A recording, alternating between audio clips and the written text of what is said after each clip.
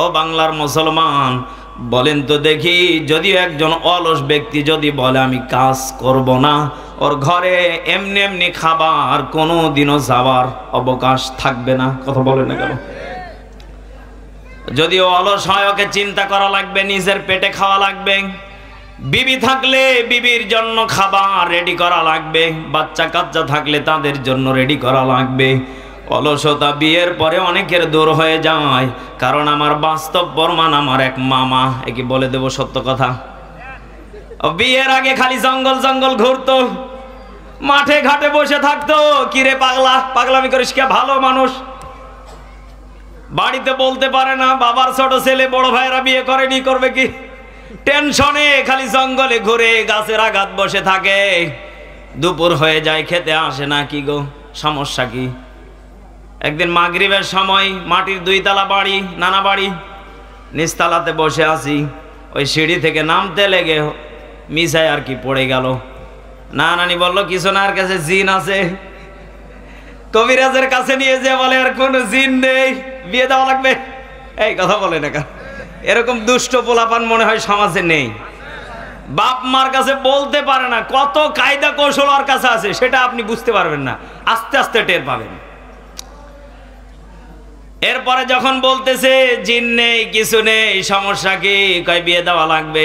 এবার আমার নানা বলতেছে তুই কি বিয়ে করবি? খালি হাসে। এ কি গো, হাসে কে? ওকে যখনই বিয়ের কথা বলে খালি হাসে, মানে ওর লক্ষণ ভালো। কথা বলে না কেন? ওর লক্ষণ ভালো না। নানা মনে মনে সিদ্ধান্ত নিলেন, আমার বাবা বড় জামাই। বাবার কাছে গিয়ে বলতেছে কি গো জামাই, কি করা যায়? বিয়ের কথা বললে খালি হাসে।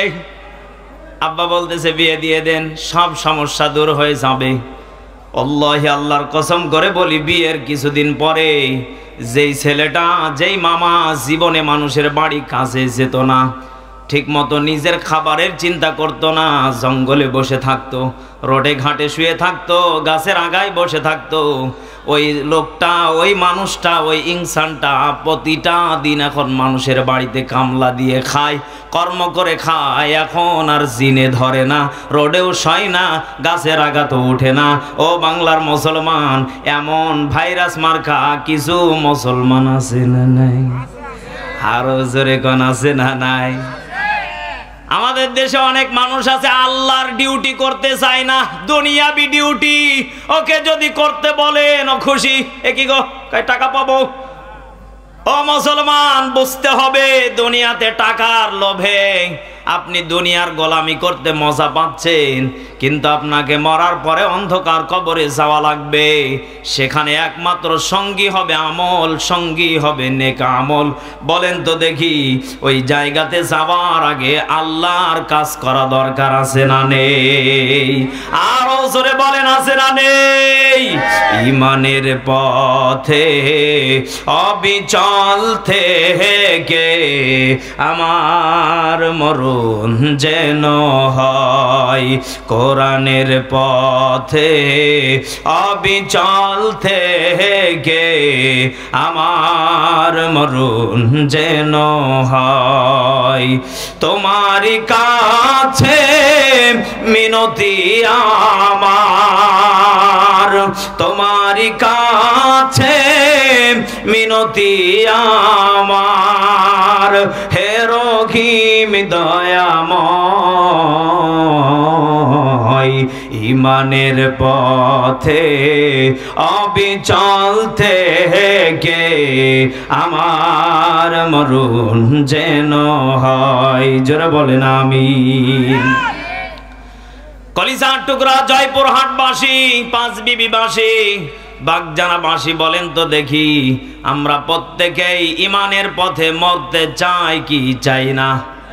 আরো জোরে বলেন, চাই কি চাই না? আল্লাহ আমাদের সবাইকে কবুল করুন, পড়েন আমিন।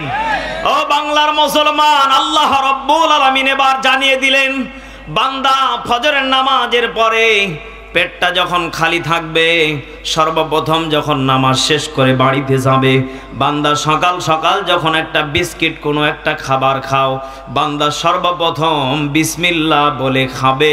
বলেন তো দেখি, যতক্ষণ পর্যন্ত বান্দা খেতে থাকবে ততক্ষণ পর্যন্ত নেকি লিখতে থাকবেন তিনি কে? কলিজার টুকরা বাবাজিরা, আমাদের দেশে অনেক মানুষ আছে বিসমিল্লাহ বলারও টাইম, এই কথা বলেন না কেন? এই যে সামনে ধান কাটা আসতেছে, ওরে আল্লাহ, দাঁড়িয়ে থেকেও আনারগোল পানি এক ঠিলি, এই কথা বলে না কেন? ধাম ধাম করে মেরে দিচ্ছে, খালি মনে হচ্ছে যে পাইপে ঢুকিচ্ছে পারে, কথা কন না কেন? দাঁড়িয়ে থেকে একেবারে ডাইরেক্ট ঠাস ঠাস করে মারিচ্ছে। ও মুসলমান, আপনি যে পানিটা খাচ্ছেন, আমি গত 7 তারিখে মাহফিলে গিয়েছিলাম খুলনাতে। সে বিশাল নদী এলাকা, চর এলাকা, সেখানে আমি যাওয়ার পরে পানিগুলো যখন মুখে দিলাম, দেওয়ার পরে এত পরিমাণ নোনা পানি, আমি তো পানি খাওয়া তো দূরের কথা, মুখে দিলেই পানি যেন জ্বলে। মনে মনে চিন্তা করলাম, আল্লাহ, কত কষ্টে মানুষগুলো আছে। ওদেরকে জিজ্ঞাসা করলাম, ভাই এত কষ্ট করে পানিগুলো কিভাবে খান? বলে, হুজুর অভ্যাসে পরিণত হয়ে গেছে। ও মুসলমান, আমাদের এলাকাতে পানিগুলো মিষ্টি মিষ্টি লাগে, কত না মজা লাগে, কত খাইতে স্বাদ লাগে। আপনি দুনিয়াতে একটু ভেবে দেখেন, একই পানি কত মানুষ খাচ্ছে, আপনি দোয়া ছাড়া খাচ্ছেন। বলেন তো দেখি, যে আল্লাহ আপনাকে এত মিষ্টি সুস্বাদু পানিগুলো দিল, এই পানির শুকর আদায় করা প্রত্যেকটা মুসলমানের দরকার আছে না নেই? আল্লাহ রাব্বুল আলামিন আমাদেরকে জানিয়ে দিচ্ছে, বান্দা, তোমাদেরকে আমি আল্লাহ দুনিয়াতে এত খাবার দিলাম, এত কিছু দিলাম, বান্দা প্রত্যেকটা খাবারেই যদি দোয়া পড়ে খাও, নেকির অধিকারী হয়ে যাবে। আমি আল্লাহ বেশি কিছু চাই না, আমি আল্লাহ শুধু চাই আমার প্রত্যেকটা বান্দা খাবারের শুরুতে, উঠতে, বসতে, নামাজে, অজুতে, প্রত্যেকটা জায়গাতে প্রস্রাব পায়খানা করতে যাবে, সেখানেও বান্দা আমাকে দোয়া পড়ে স্মরণ করবে। আমি আল্লাহ রাব্বুল আলামিন প্রত্যেকটা জায়গাতে বান্দার সাথে হাজির হয়ে যাব। চিৎকার মেরে বলেন আল্লাহু আকবার। মৃত্যু মানে না কোনো পরিচয়, সব রাজা মহারাজা আর মহাবীর, সব রাজা মহারাজা আর মহাবীর, মৃত্যু কাউকে ছাড় দেয় না, পৃথিবীতে কেউ স্থায়ী হয় না। হোক না সে ফেরাউন কি বানামরদ, ভবেতে চিরকাল রয় না, ধরাতে চিরকাল রয় না। জবানটা খুলে বলেন ঠিক কিনা? কলিজার টুকরা প্রাণপ্রিয় জয়পুরহাটবাসী, পাঁচবিবিবাসী, বলেন তো দেখি, আমাদেরকে পৃথিবীর ময়দানে একা করে পাঠিয়েছেন, আবার একা করে চলে যাওয়া লাগবে, কথাটা সত্য না মিথ্যা? আরো জোরে বলেন। যদি সত্য হয়ে থাকে তাহলে বলেন তো দেখি, আমাদেরকে যে জায়গাতে যাওয়া লাগবে সে জায়গার নাম কি? আরো জোরে বলেন। কবর। যদি আমরা জানি যে কবর নামক এই জায়গা একটা নিজ নিজ জায়গা, অনেকে আমরা দুনিয়াতে কিছু সংখ্যক লোক আছে, ওকে যদি জিজ্ঞাসা করেন, গেরে সারা জীবন খালি সুদি খেয়ে গেলি, অন্তত পক্ষে কবরের জন্য কিছু মাল সামানা গোছা, ও বলে কবরে যে তো আর কেউ দেখবে না, ওখানে আমি পার করে নেব নি। এ কি সুবহানাল্লাহ না নাউজুবিল্লাহ? আরে ভাই আরো জোরে বলেন। মনে হয় ওর শ্বশুর বাড়ি গেলেই বিরিয়ানি আর কাচ্চি খেয়ে দে, ইচ্ছা মতো ঘুম দেবে, ও জান্নাত ডাইরেক্ট চলে যাবে নাকি? এই জন্য আমি আপনাদেরকে বয়ান শুরুর আগ মুহূর্তে আমি যেটা আপনাদেরকে বোঝানোর জন্য বলতেছি, কবরটা বিশাল বড় একটা জায়গা। এ ভাই, এই ছেলে, ফোনটি বন্ধ করো, এদিকে এগুলো একটু সাউন্ড দাও। আমাদেরকে একটু মাথায় রাখতে হবে যে কবর নামক যে জায়গা, এই জায়গাতে আমরা প্রত্যেকে নিরিবিলি ভাবে একা একা চলে যাব। সাধারণত আমরা যদি একটু নিজের বিবেক দিয়ে ভেবে দেখি যে রাত্রিবেলা আমি যখন ঘুমিয়ে গেলাম, দুইটা চক্ষু বন্ধ করার পরে যখন আমি ঘুমিয়ে যাই, তখন তো আমার মনে হয় যে আমি দুনিয়াতে আসি না, আসমানে আসি না, জমিনে আসি। এটা প্রমাণ পাওয়া যায় না। ও বাংলার মুসলমান, যদি ঘুম থেকে উঠে আপনার এলাকার মানুষ যদি শোনে যে আব্দুল্লাহ আর নেই, বলেন তো দেখি আপনি যে অবস্থায় ঘুমালেন, কানে হেডফোন লাগিয়ে ইচ্ছা মতো মমতাজের গান দিয়ে, ওরে শয়তান, মনে হয় কবরে ইচ্ছা মতো গিয়ে খালি জান্নাত খালি সেলসেলে চলে যাবে নাকি? এই জন্য আমি বিশেষ করে যুবকদেরকে বলতে চাই, অন্তত পক্ষে আমরা ঘুমানোর আগে, ফজরের পর থেকে নিয়ে আমরা রাত্রে ঘুমানোর আগ পর্যন্ত আমরা কি কি করব, এই বিষয়ে আজকের আলোচনা হবে ইনশাআল্লাহ। আর জোরে বলি ইনশাআল্লাহ। আল্লাহ রাব্বুল আলামিন বলেন, হে আমার বান্দা বান্দিরা, আমি আল্লাহ রাব্বুল আলামিন পৃথিবীর ময়দানে বান্দা তোমাদেরকে দুনিয়ার বুকে সব থেকে দামি একটা কিতাব দিয়েছি বান্দা। দুনিয়াতে অন্য কোন নবীর কাছে আমি আল্লাহ দেই নাই, যেটা কেবলমাত্র শুধুমাত্র নবী মুহাম্মদ রাসূলুল্লাহ সাল্লাল্লাহু আলাইহি ওয়াসাল্লাম নবীজির কাছে দিয়েছি। ও বাংলার মুসলমান, জবানটা খুলে বলেন তো সেই কিতাবের নাম কি? আর ওসরে বলেন কিতাবের নাম কি? আল্লাহ রাব্বুল আলামিন বলেন, এই কিতাবটা আমি নবী মুহাম্মদ রাসূলুল্লাহ সাল্লাল্লাহু আলাইহি ওয়াসাল্লাম নবীজিকে শুধুমাত্র ভালোবেসে মহব্বত করে দিয়েছি। বলেন তো দেখি, আমাদের জামানায় বহু নবী এসেছে। আল্লাহ লূত নবীকে দেন নাই, ঈসা নবীকে দেন নাই, ইয়াকুব নবীকে দেন নাই, মুসা নবীকে দেন নাই, হুদ নবীকে দেন নাই, নূহ নবীকে দেন নাই। এতগুলো নবীর পরে আপনার আমার নবীজিকে এত দামি কিতাব দিয়েছেন, উদ্দেশ্য আছে না নেই?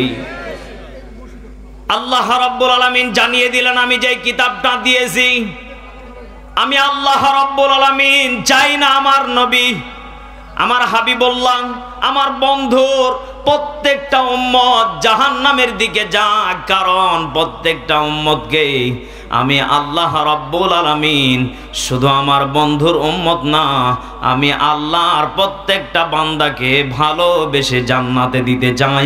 চিৎকার মেরে বলেন আল্লাহু আকবার। আল্লাহ রাব্বুল আলামিন পবিত্র কোরআনুল কারীমের ভিতরে সুন্দর করে ঘোষণা করে জানিয়ে দিলেন, বান্দা, দুনিয়ার বুকে আমি আল্লাহ কিতাবকে কত কত জায়গাতে দিতে চেয়েছিলাম, ফেরত দিয়েছে। আল্লাহু আকবার বলেন।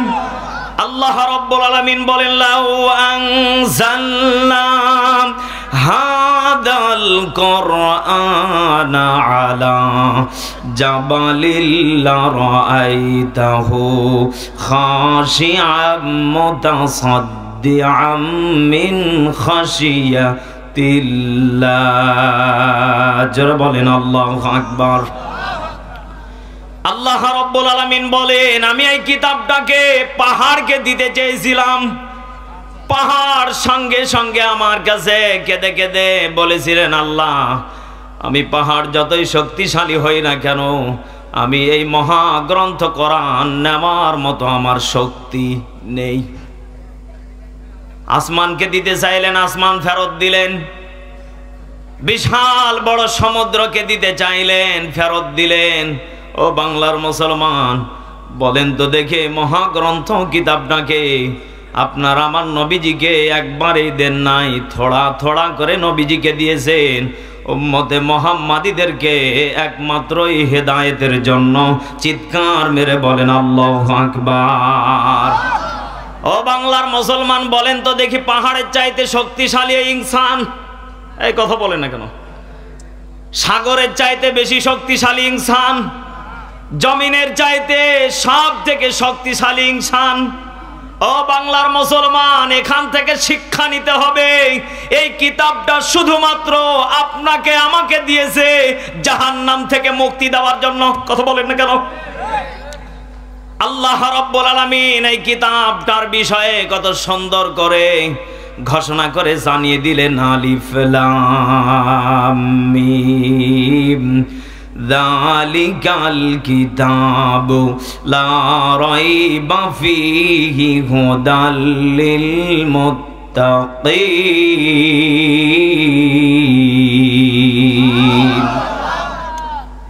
সূরা বাকারা প্রথম নাম্বার পৃষ্ঠা প্রথম নাম্বার লাইনে আল্লাহ রাব্বুল আলামিন জানিয়ে দিলেন, আমি আল্লাহ রাব্বুল আলামিন এই বাকারায় সূরাটার ভিতরে আমি আল্লাহ কি মুআজিজা দিয়েছি। আমি আল্লাহ রাব্বুল আলামিন এই কিতাবটাকে পাঠানোর পরে আবু জেহেল, উতবা, সাইবা, মুগিরা, আবু সুফিয়ান প্রত্যেকের শরীরে খাওজানিয়ার চুলকানি শুরু হয়ে গেল। কথা বলেন না কেন? ও বাংলার মুসলমান, আমার দেশেও কিছু আছে কোরআনের আয়াতগুলি বাদ দিয়ে কথা বলা লাগবে। ওরে শয়তান, মনে হয় বাবা বানিয়ে দিয়েছে কোরআন। এই কথা বলেন না কেন? ও বাংলার মুসলমান, ঘুমিয়ে থাকলে রান্নাঘর থেকে নিয়ে পার্লামেন্ট পর্যন্ত কোরআন প্রতিষ্ঠিত হবে না।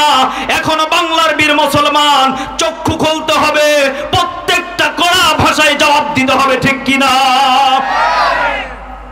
যদি আমরা ঘুমিয়ে থাকি কোরআন কোনোদিন জাগা মতো যাবে না। আবারও আবু জেহেল, উতবা, সাইবার উত্তর শরীরা আবারও জাগিয়ে উঠবে। কথা বলেন ঠিক কিনা? এই জন্য ঘুমিয়ে গেলে চলবে না, ঘুমকে জাগ্রত করতে হবে। কোরআনকে জাগা মতো নেওয়ার জন্য মাঠে ময়দানে আমাদেরকে কষ্ট করতে হবে। আবু জেহেল, উতবা, সাইবা নবীজির কাছে গিয়ে বললেন, এ মুহাম্মদ, তোমার কাছে যে কিতাবটা সেই কিতাব আমরা মানি না। সুবহানাল্লাহ, আরো জোরে বলেন।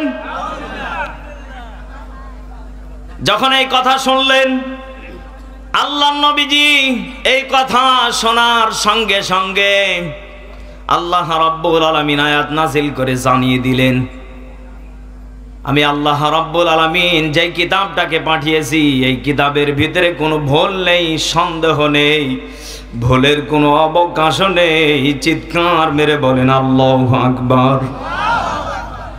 কলিজার টুকরা বাবাজিরা, তাহলে বলেন তো দেখি, যে কিতাবটাকে আল্লাহ রাব্বুল আলামিন কোনো ভুল নেই, কোনো টেনশন নেই, চিন্তা নেই, কোনো কিছুই নেই, অবকাশ নেই, সন্দেহের অবকাশ নেই, এত দামি কিতাব দিয়েছেন। ও বাংলার মুসলমান, যদিও আমরা স্কুল, কলেজ, ইউনিভার্সিটি, বিশ্ববিদ্যালয়ে পড়াশোনা করি, যেই বাংলা ইংরেজি বইগুলো পড়ি, দেখবেন প্রত্যেকটা বইয়ে কিছু না কিছু ভুল থাকে। কথা বলেন না কেন? এই কষ্ট হচ্ছে নাকি আপনাদের? একটু জবান খুলে বলেন, ভুল থাকে কি থাকে না? কি স্যার, থাকে তো।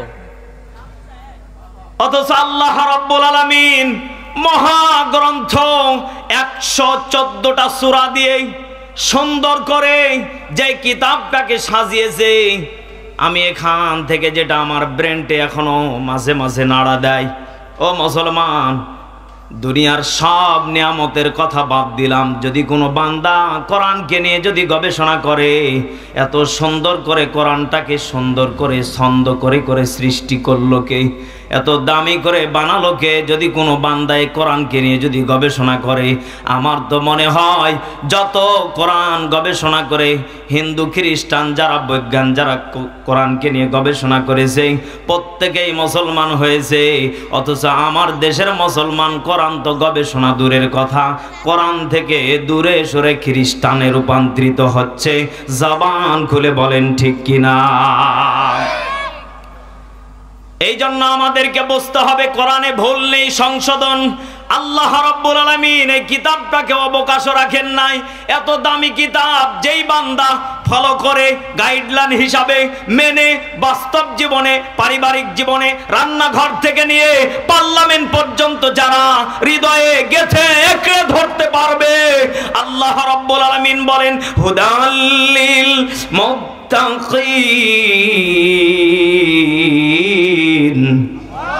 আমি আল্লাহ রাব্বুল আলামিন বান্দাকে মুত্তাকি বানিয়ে দেব। চিৎকার মেরে বলেন সুবহানাল্লাহ। কলিজার টুকরা বাবাজিরা, বলেন তো দেখি, আমরা প্রত্যেকেই মুত্তাকি হতে চাই কি চাই না? আর জোরে বলেন, চাই কি চাই না? যদি আমরা মুত্তাকি হতে চাই তাহলে আমাদের 1 নাম্বার আমল, আমাদেরকে ফজরের নামাজের আগ মুহূর্তে মুয়াজ্জিনের যখন আযান পড়ে যাবে, হাইয়া আলাস সালাহ, তখন আমাদেরকে ঘুমের চাইতে নামাজকে বেশি প্রাধান্য দেওয়া দরকার আছে না নেই? যদি কোনো মুসলমান যদি সে সত্যিকার ইমানদার বলে দাবি করে, মুসলমান বলে দাবি করে, ঘুমিয়ে থাকতে পারে না। ফজরে আযান হয়ে গেছে, মসজিদের দিকে রওনা করে দিবে, আল্লাহ রাব্বুল আলামিন জানিয়ে দিলেন ফাইদা কুদিয়াতিস সালাতু ফান্তাশিরু ফিল আরদি ওয়াবতাগু মিন ফাদলিল্লাহ ওয়াযকুরুল্লাহা কাসীরান লাআল্লাকুম তুফলিহুন। কলিজার টুকরা বাবাজিরা বলেন তো দেখি, যখন আমরা ঘুম থেকে উঠব, নামাজের দিকে যখন চলে যাব, নামাজ শেষ করার পরে আবার আমাদেরকে কাজের কথা, আমাদেরকে রিজিকের সন্ধানের জন্য জানিয়ে দিলেন তিনি কে? আরো জোরে বলেন তিনি কে? আল্লাহ তো বলতে পারতেন নামাজ শেষ ফান্তাশিরু, ঘুমিয়ে পড়ো, এই কথা বললেন না কেন? আল্লাহ বললেন ফান্তাশিরু, ছড়িয়ে পড়ো। কোথায়? জমিনে। জমিনে কি করবে? ফসল ফলাবে, কর্ম করে খাবে। ও বাংলার মুসলমান, বলেন তো দেখি, যদি একজন অলস ব্যক্তি যদি বলে আমি কাজ করব না, ওর ঘরে এমনি এমনি খাবার কোনো দিনও যাওয়ার অবকাশ থাকবে না। কথা বলেন না কেন? যদি অলস হয়, ওকে চিন্তা করা লাগবে, নিজের পেটে খাওয়া লাগবে। বিবি থাকলে বিবির জন্য খাবার রেডি করা লাগবে, বাচ্চা কাচ্চা থাকলে তাদের জন্য রেডি করা লাগবে। অলসতা বিয়ের পরে অনেকের দূর হয়ে যায়, কারণ আমার বাস্তব প্রমাণ আমার এক মামা, একে বলে দেব সত্য কথা। বিয়ের আগে খালি জঙ্গল জঙ্গল ঘুরতো, মাঠে ঘাটে বসে থাকতো। কিরে পাগলা, পাগলামি করিস কে? ভালো মানুষ, বাড়িতে বলতে পারে না, বাবার ছোট ছেলে বড় ভাইরা বিয়ে করেনি, করবে কি? টেনশনে খালি জঙ্গলে ঘুরে গাছের আঘাত বসে থাকে। দুপুর হয়ে যায়, খেতে আসে না। কি গো, সমস্যা কি? একদিন মাগরিবের সময় মাটির 2 তলা বাড়ি, নানা বাড়ি, নিচতলাতে বসে আছি। ওই সিঁড়ি থেকে নামতে লেগে মিশায় আর কি পড়ে গেল। নানি বলল কিছু না, আর কাছে জিন আছে। কবিরাজের কাছে নিয়ে যে বলে আর কোনো জিন নেই, বিয়ে দেওয়া লাগবে। এই কথা বলে না কেন? এরকম দুষ্ট পোলাপান মনে হয় সমাজে নেই। বাপ মার কাছে বলতে পারে না, কত কায়দা কৌশল ওর কাছে আছে, সেটা আপনি বুঝতে পারবেন না, আস্তে আস্তে টের পাবেন। এরপরে যখন বলতেছে জিন নেই, কিছু নেই, সমস্যা কি? কয় বিয়ে দেওয়া লাগবে। এবার আমার নানা বলতেছে তুই কি বিয়ে করবি? খালি হাসে। এ কি গো, হাসে কে? ওকে যখনই বিয়ের কথা বলে খালি হাসে, মানে ওর লক্ষণ ভালো। কথা বলে না কেন? লক্ষণ ভালো না। নানা মনে মনে সিদ্ধান্ত নিলেন, আমার বাবা বড় জামাই, বাবার কাছে গিয়ে বলতেছে কি গো জামাই, কি করা যায়? বিয়ের কথা বললে খালি হাসে। আব্বা বলতেছে বিয়ে দিয়ে দেন, সব সমস্যা দূর হয়ে যাবে। আল্লাহি, আল্লাহর কসম করে বলি, বিয়ের কিছুদিন পরে যেই ছেলেটা, যেই মামা জীবনে মানুষের বাড়ি কাছে যেত না, ঠিক মতো নিজের খাবারের চিন্তা করতো না, জঙ্গলে বসে থাকতো, রোডে ঘাটে শুয়ে থাকতো, গাছের আগায় বসে থাকতো, ওই লোকটা, ওই মানুষটা, ওই ইনসানটা প্রতিটা দিন এখন মানুষের বাড়িতে কামলা দিয়ে খায়, কর্ম করে খায়। এখন আর জিনে ধরে না, রোডেও শয় না, গাছের আগাতেও উঠে না। ও বাংলার মুসলমান, এমন ভাইরাস মার্কা কিছু মুসলমান আছে না নাই? আরো জোরে কোন আছে না নাই? আমাদের দেশে অনেক মানুষ আছে আল্লাহর ডিউটি করতে চায় না, দুনিয়াবি ডিউটি। ওকে যদি করতে বলেন ও খুশি। এ কি গো, টাকা পাবো।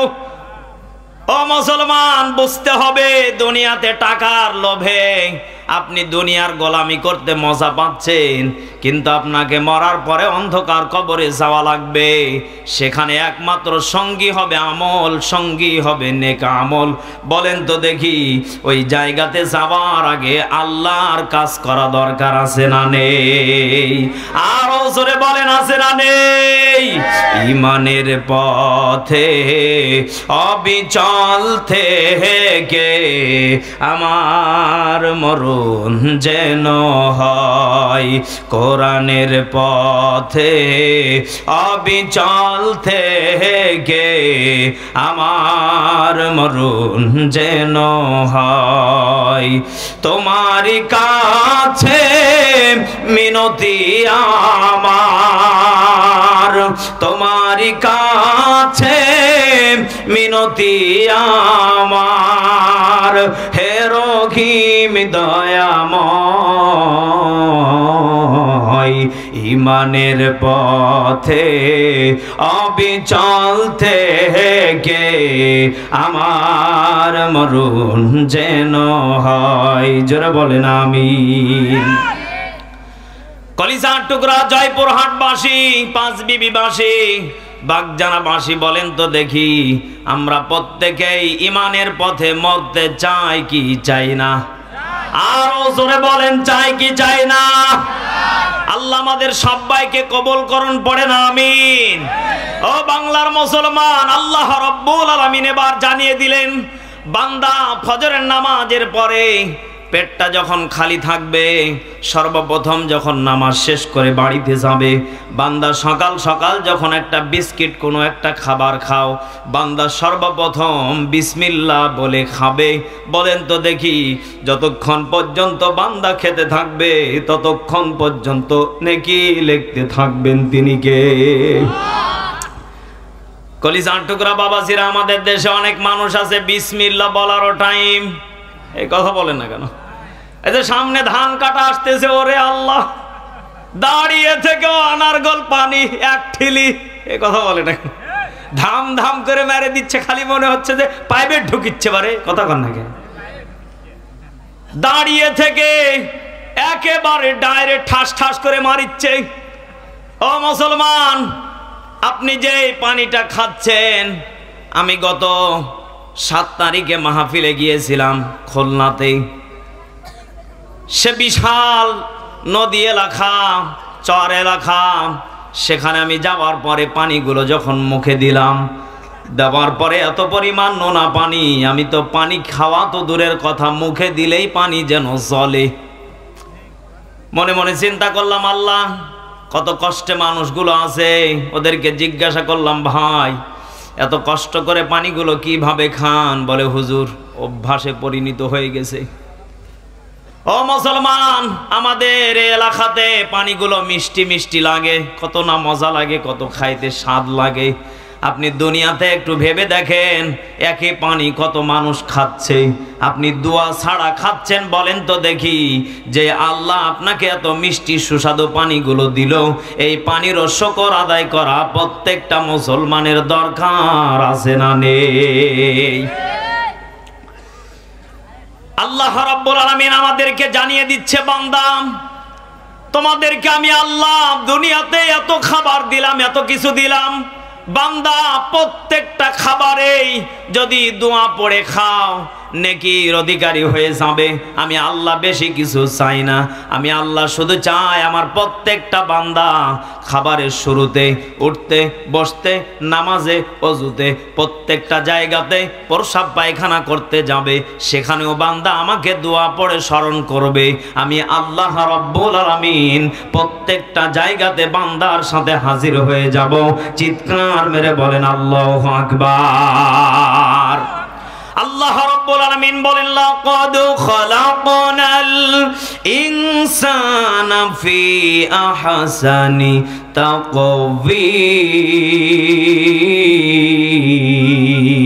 তাকওয়িম। আল্লাহ রাব্বুল আলামিন জানিয়ে দিলেন, হে আমার বান্দা বান্দিরা, আমি আল্লাহ রাব্বুল আলামিন এই ইনসানকে আহসানি তাকওয়িম, উত্তম আকৃতি দিয়ে বানিয়েছি, উত্তম সৌন্দর্য দিয়ে বানিয়েছি। ও মুসলমান, বলেন তো দেখি, এত দামি করে সুন্দরটা চেহারা এত দামি করে একমাত্র দিতে পারেন তিনি কে? আরো জোরে জবান খুলে বলেন কে? আরো জোরে বলেন কে? দুনিয়ার কেউ এটা দিতে পারে না।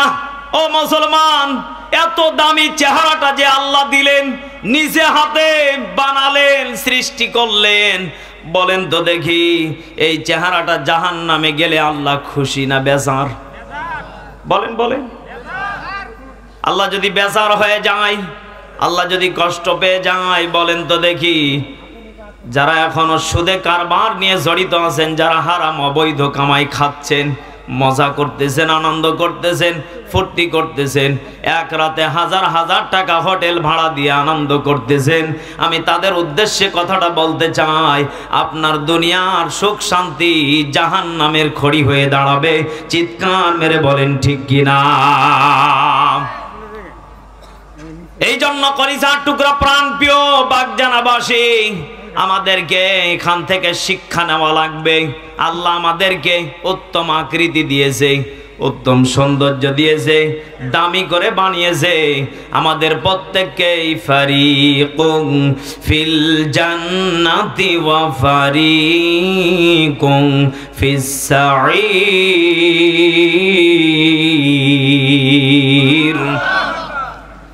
আল্লাহ রাব্বুল আলামিন জানিয়ে দিলেন, বান্দা তোমাদের জন্য আমি আল্লাহ একটা জান্নাতের পথ দিলাম, একটা জাহান্নামের পথ দিলাম।